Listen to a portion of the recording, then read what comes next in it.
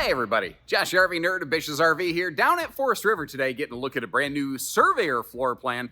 This is a new front kitchen that they put out with a full rear bed slide in the back. And like almost any RV, there's things about this that I really like, and there's things about this that I'm not personally a fan of. So I'm going to go through today, and I'm going to share my opinion on the camper, things that I like, things that maybe I don't, or things that maybe somebody should consider who's never done this and doesn't know what kind of pitfalls they might run into. So what are we looking at here? Overall, it gives us a nice, big, open feeling kind of design. Grand Surveyors have a taller ceiling inside of them, and they accomplished giving us a little bit of campsite window coverage in a front kitchen, which is something most front kitchens typically give you both jack and squat for, typically. There's also surprisingly good storage in this kitchen. The thing is, though, when you run into front kitchens, you run into a couple little challenges. Like, it is very limited in outside storage. There's a little bit of outside storage in the front and a chunk under the headboard of the bed, but that's about it. I will also volunteer. I personally feel it's a little bit limited in storage in the bedroom. I think it needs a little more closet space, but that would require sacrificing some window coverage. And for some people, that's just no bueno. So, you know, there's different opinions, and that's why there's different RVs out here. What we do have, though, is totally carpetless, easy cleaning floors, even including a central vacuum system and the easy tow kit collection point. Goodyear tires with TPMS, holding tank heaters, radiant barrier belly with direct forced air heating in there as well. 400 watts of standard solar, prep for a 2,000 watt inverter. You know, there's a bunch of really cool features here. I haven't closed the slides up yet. I think we're probably going to lose the bathroom completely when the slides are closed, and that might be a problem for you. But that's the stuff you're going to get in the video today. If you're new with us, what I'm going to do is share the highs and the lows, so that you can decide if this is the right one for you or not. Because let's be real, you have a lot of money on the line here, and we want to make sure you get your second camper the first time around, and you don't have to make an expensive swap out shortly after you bought something. If you appreciate that, hit that subscribe button, and let's go. So starting from the top, we're going to way down, around, in and out. We've got a 15,000 BTU air conditioner, but these are 50 amps standard. You can get a second air conditioner in the bedroom of this if you are so inclined. We're looking over at the door side of the RV right now, and it's not the world's most amazing window coverage, but it's not nothing, you know. They did what they could where they could. There's all kinds of stuff under the dinette, so there's really not a table and chairs kind of swaption. You might notice that central vacuum system right there. Right where that little footprint is, they have something I like to call the electric dustpan.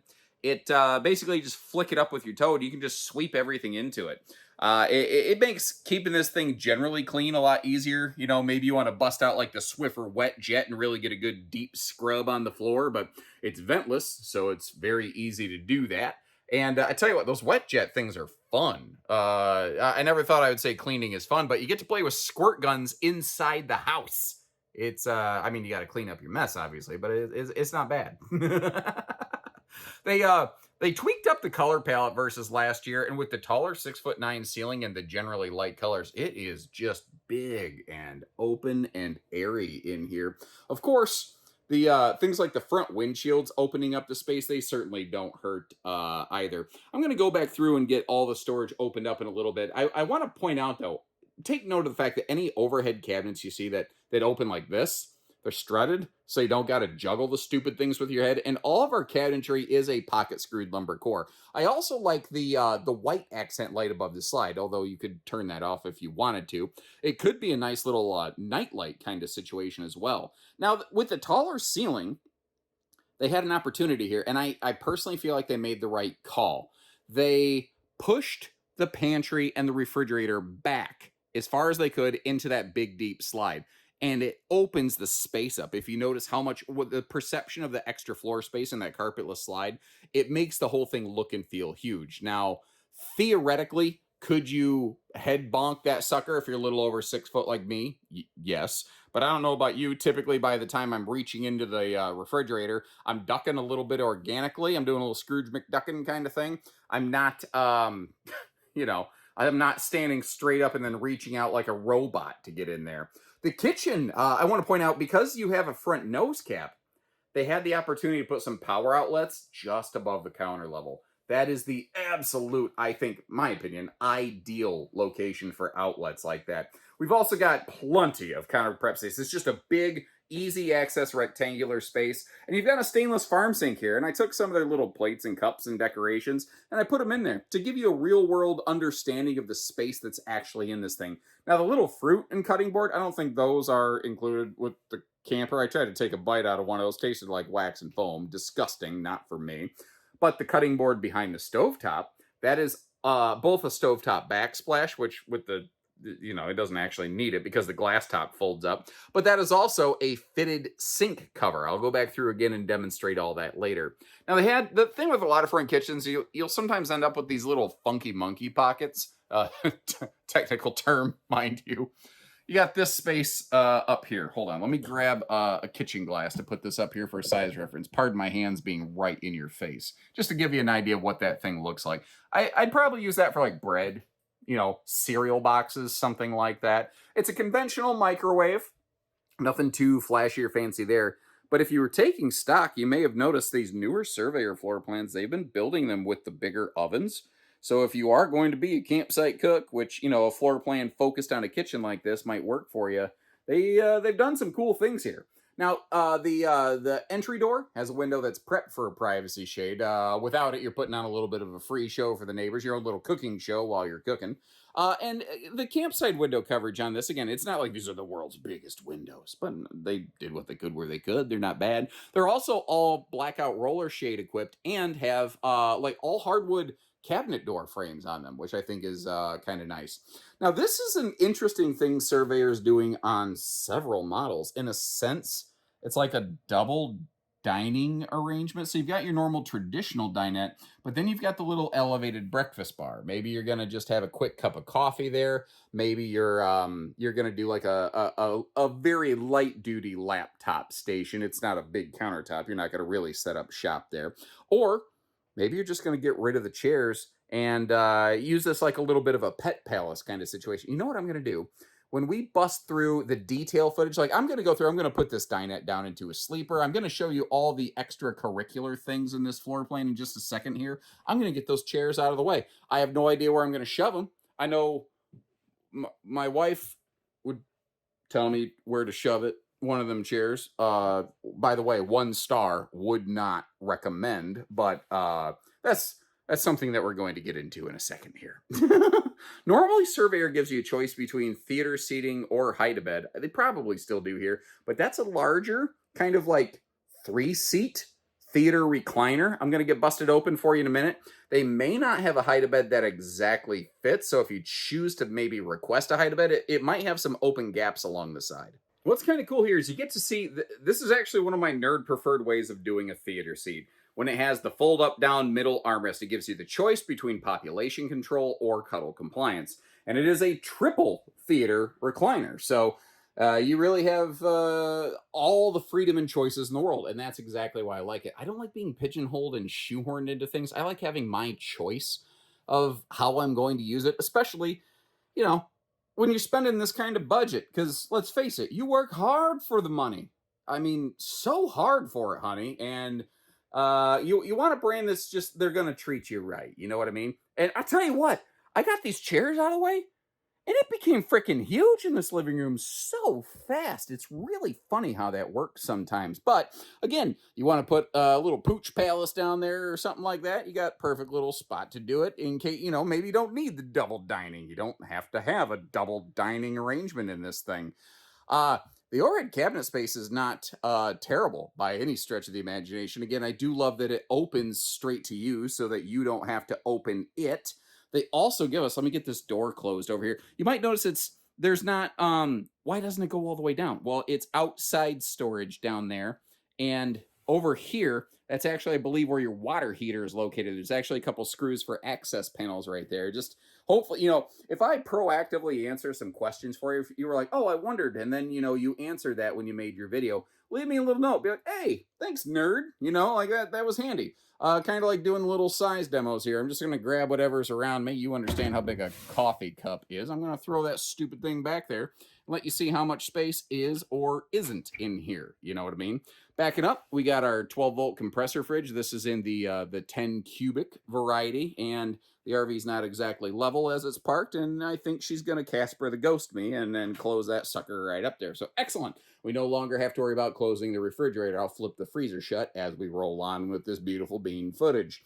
The hallway here provides a very nice clarity and separation of like bedroom, bathroom, you know, living area. Now it's not separate living room and kitchen, but I do like the fact that we have some very clear definitions here. Private rear bedrooms are also very nice for sleeping. Left side of the screen, you can see my toilet selfie routine. Also, you can see how flippin' deep these linen pockets over here are. We've also got a triple towel dryer kind of rack going on. So this isn't the Octopus Fight Club or anything. It's just, you know, hooks. I don't have a cool fancy nerdism for them. They're not all winners, ladies and gentlemen. Taller ceiling, 6'9" from floor to ceiling, means when I stand in the shower, I do not have headroom problems in here whatsoever. That's never an issue. And this was based almost exclusively on your feedback. For years, like everybody, Surveyor ran the dollar store 4-inch fart fan. They got tired of people complaining about it. So they fixed it. And now nobody complains about it. Isn't that funny how that works? Now it cost a couple bucks. You know, that means that this Surveyor now costs a couple bucks more than it used to. But, I mean, it works, does the job. Notice, too, they don't put vents in the floor, even in the bathroom, even in the bedroom. They're very, very good about that. And in case you noticed, you've got a Taco Tuesday emergency grab handle over here. I guess allegedly you could hang some toilet paper on those things. But I mean, that's weird, right? Now, the bedroom back here, by default, does not have, I mean, there's central air ducting back into it. It doesn't have its own dedicated air conditioner, but it is 50 amp service by default. That's one of the grand Surveyor features compared to the Surveyor Legends. This is 50 amp service by default. I'm going to crawl over here into the bed a little bit. I'm wearing my shoes. I don't want to kick them off because the floor in here is super dirty. I already have dirty enough socks, but if you're kind of laying in bed, that's sort of your point of view right there. Probably not exactly. Now, there's a second direct entry door here that will help us with some travel access. I think, I'm not entirely sure. If you are a little spooked about a direct door into the bedroom, that little red paddle right there, that's a deadbolt just like the main door. You can flat lock it down if you don't want anybody to join you. Now, the fellow that helps manage Surveyor, I had gone through this RV in just a quick preview flyby. I haven't actually been through one in detail like this before. I said, which one is that? He goes, it's the one where you liked everything but the bedroom, but you didn't have to tell people that. Which we got a little chuckle about. He's actually a pretty fair guy. He goes, no, I get it. I get what you're saying, you know. The reason I'm saying, it's not that I don't like the bedroom. I like the bed slide. I like that electric fireplace. I like the drawer storage down here. I personally feel it's a little bit limited and lacking in hanging clothing storage. But that's just, whether that matters or not really depends on how you camp. If you camp with a lot of hanging clothes, this may not be the perfect floor plan for you. If you're like, I don't need a whole bunch of sundresses, well, then you're going to be fine. You know, just all depends. I wanted to demonstrate that even here in the bedroom, they're still maintaining the blackout roller shades that we saw in the living room area there. Now, this bed, if I'm not mistaken, I think this is an Olympic Queen. It's a 66 by 80 bed. If you notice, though, the bed base down here is a little bit thinner. So if you wanted to just go to a 60 by 80 true queen, you absolutely have the opportunity to do that. And getting to the storage below is very easy. And just like we saw in the living room, getting to the storage above is also pretty easy. But it occurs to me you haven't had a easy, good, direct view of just the bed sitting here. Now, yeah, that's definitely, now that I can stand back and look at it, that's an Olympic Queen bed. The RV industry loves to call this like a custom camping king. It's not. It's not. And I wish they would quit it. I wish the RV industry would stop trying to invent bed sizes. They don't need to do that. It's stupid. It's hard to deal with. Your side stands, though, do have USB plugs, and there's some household outlets I saw in the stand toward the back. I haven't really located any household outlets over here on the side of the bed that we're closest to. And now that I stand back, I'm wondering if I think we might be able to get to the bathroom with the slide closed. Hang on. I did it. I was able to squeeze my fat butt through that thing when the slide is closed. I ain't telling you it's fun or convenient, nor would I want to do it all the time. But I thought I'd show you what it actually looks like when someone who has chicken nuggets a little bit too often, can get through here. Now, I'm obviously, it's not comfortable. I don't want to do this if I don't have to. And the first time I recorded this footage, I forgot to hit the record button. So I guess this is technically the first time I recorded, but that's now the second time I've squeezed through there. It's not fun. It's not awesome. I could do it. So for an absolute emergency roadside stop, you could do that. For all your kitchen stuff, though, you're going to want door number 1 over here. Now, I don't know why I decided to walk up these steps backwards, but that's what we're doing today. I'm kind of using the force to feel out these steps a little bit, but there you go. All in one shot. That's how you get in and out. Now, obviously, the refrigerator here is readily accessible. We've also got, easy access to most of the drawers, the sinks, things like that. And remember, because we have this dining bar right here in front of me, if you do need to stop and grab a bite to eat, you could do that. Plus, you can still get to the dining. Why am I talking about it doing pantomime when I could just show you? So obviously, yeah, okay, there's the sink, there's the fridge, you saw that. Like a pair of underwear, I'll try to make this a little bit more brief. You walk right in the door if you wanted to. You could use those chairs. Now, they do strap in place for transit, and you could squeeze your way around that if you wanted to get over here to the normal dining area, or that could actually be an in-transit guest sleeper, depending on what you're doing. Is this the best travel access? No, I'll give it like a C-, but it could be worse. So if you like it and you want to put a ring on it, chances are you're going to be a little bit curious as to what it's going to take to pull this RV around. My answer for that is probably not a half ton. And the reason I say that is when you have a big slide all the way dead up on the nose like that, it adds a lot of hitch weight. And usually that will put the hitch weight, especially once that whole front kitchen is loaded down, it will put that beyond the payload rating that most half tons are going to be able to handle. Now, there may be some exceptions to the rule, but my totally generic, generalized recommendation is going to be some variety of 3/4. I don't think you need diesel heavy duty. I think a 3/4 gasser would be an amazing pairing for something like this. And that has, holy crap, Batman, that has some amazing awning space on it. Ooh, yeah, I like that. I also like how your front door is your primary come and go door. And that's very cleanly cleared by the awning. So even on a rainy day coming and going, you're not going to get blasted in the face a little bit. Now, this is a Grand Surveyor, which has a couple things that the Surveyor Legend, the step before this, doesn't have. The fiberglass nose cap is one of those. The power stabilizer jacks is another one of those. But, like your Surveyor Legend series, we have an enclosed underbelly. It is forced air heated. It has holding tank heat pads. It also has radiant barrier lining going through the belly to really help maximize efficiency there. Again, though, I'm trying to be fair. There's some things this RV doesn't do fantastically. Each floor plan is kind of built for a purpose, and I've yet to find the one floor plan that works for every purpose. This design has limited outside storage capacity, and unfortunately, it has, I think, a cargo carrying capacity that is worth considering, depending on how you want to camp and how you want to load. It is not the kind of RV with the sort of heavy-duty cargo capacity rating for somebody who wants to just like load cinder blocks into the thing. And I know that sounds stupid, but you get the idea. I think it has enough cargo capacity for its intended pseudo-casual use, maybe some extended trips. I don't think it's like built and decked out for like loading up, living in it full time. I don't think that's what this one was intended for. We do have a very generic leaf spring suspension, but we do have Goodyear Endurance radials with tire pressure monitoring. And you see that white flag hanging in front of the front Goodyear. That's actually where you have your gas grill cooker hooker there. And right above that, you actually have a hot, cold outside utility shower. The RV does include a outdoor griddle right from the factory. It's buried under the bed slide currently. I'm going to give you a look down there. So we're going to get a little bit of a sample of the storage under the headboard. On the way back, though, we have a 2-inch receiver hitch down by the ground level. Perfect for just adding a bike rack, or if Aunt Edna croaks on the family vacation, you got the perfect spot to slap her so she doesn't have to go up on the roof, although that is fully walkable. It does lack a ladder, but it is ladder prepped. Oh, let's talk about slide outs. Our front slide is a rack and pinion slide.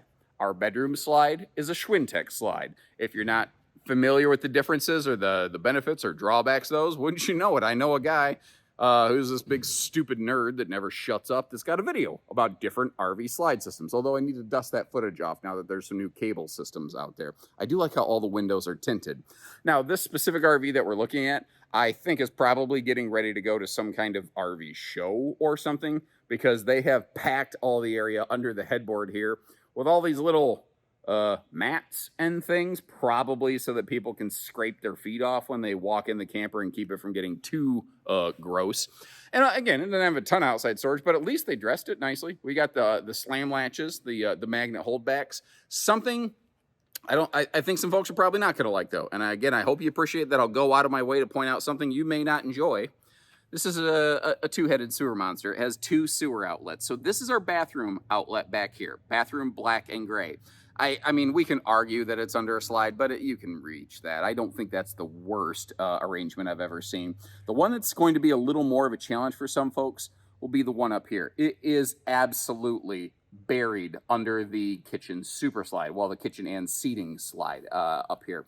The thing is, that's gray water only, and I don't like what I'm about to tell you, but this is a potential workaround that some people do, and I generally hear people doing successfully without problems. Because it's gray water only, it doesn't have as much solid mass building up, especially if you keep it rinsed out on the regs. People will, before they open the slide, hook up that gray outlet, leave the valve pulled all the time, so that whatever water you're running down the kitchen sink just drains right out of the camper. You need on-site sewer pretty much to do that, which is how I tend to camp, but theoretically you shouldn't do that. In practice, a lot of people do, and it tends to be okay. So how you choose to go about this is kind of your thing. That's a tankless on-demand water heater, by the way, 60,000 BTU variety. The battery disconnect switch up front, very nice and easy to reach. And that yellow thing is the antenna repeater for the tire pressure monitoring system. That's what allows the tires to talk to you up in the vehicle, so you have a clue what's going on. What's going on?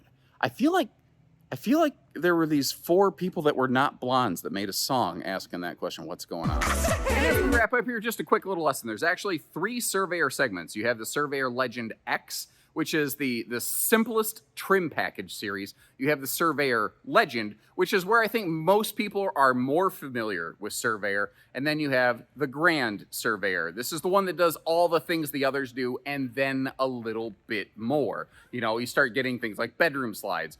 I think, if I'm not mistaken, when you start to get multi-slide models, I think that's where a Surveyor Legend becomes a Grand Surveyor, but I could be mistaken on it. I see so many brands of RVs, those little details get mixed up. Speaking of which, I see way too many RVs to remember dollars and cents on these things, so I will leave you a link in the video description. If you're curious or serious, you can check down there to get an idea of pricing. If we're sold out, we'll probably have some kind of generic listing with MSRP just to give you a rough idea. And then our local folks can get you we don't do hidden fees, but we can get you an actual discounted sale figure if you're curious. Imagine Rockwood, a couple other builders have a similar floor plan to this. I will see if I can dig up some links and also leave those in the description so that if you want to cross compare and look at a couple other people with a similar floor plan, you can decide which one works best for you. Short of that, thanks for hanging out. I really appreciate it. So take care, stay safe, have fun, and happy camping, everyone.